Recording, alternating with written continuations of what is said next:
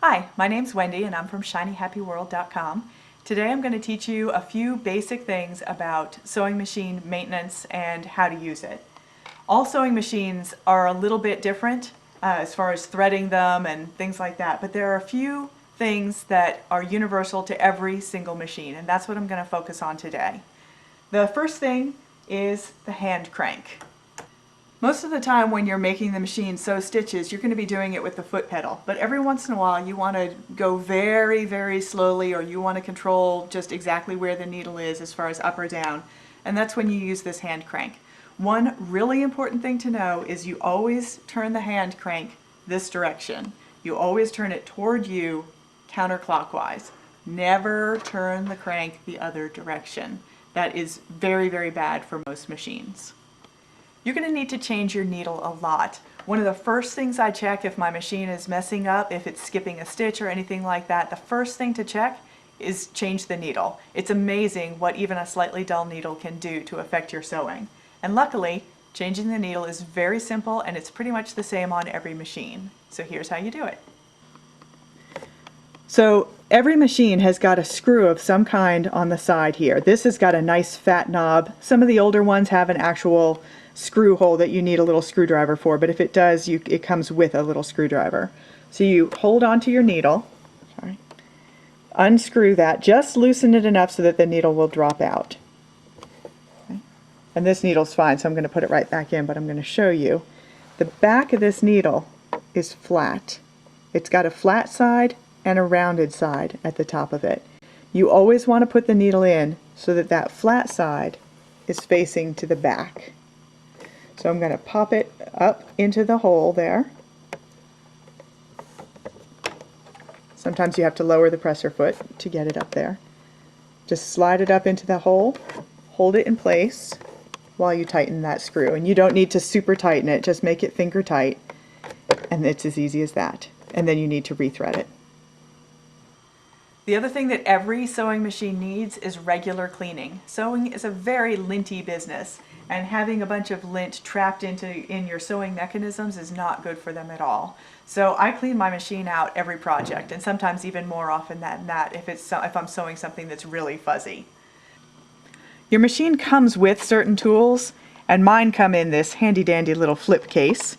You need basically a brush and a special tool like this that's to take the throat plate off. So open up your machine, open up the front, mine has a front loading bobbin, so I'm going to take that bobbin out so I can see what's in here. And you can see that there's some lint and fuzz in there, and you're going to use your brush and just brush some of that out of there. If this doesn't get cleaned out often enough, it can compact into felt, and it can really kind of mess up how things are sewing.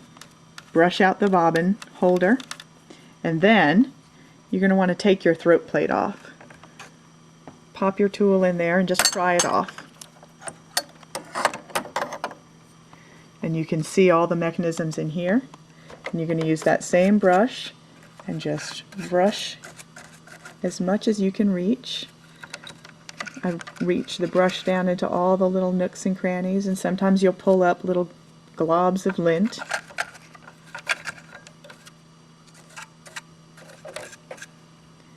And this one has a little door that I can slide out of the way, and I can even get in here a little bit.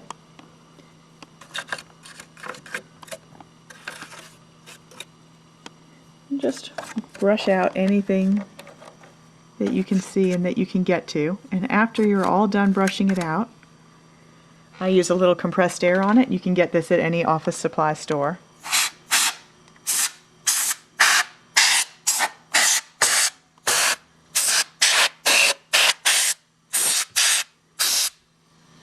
And just blow out any bits.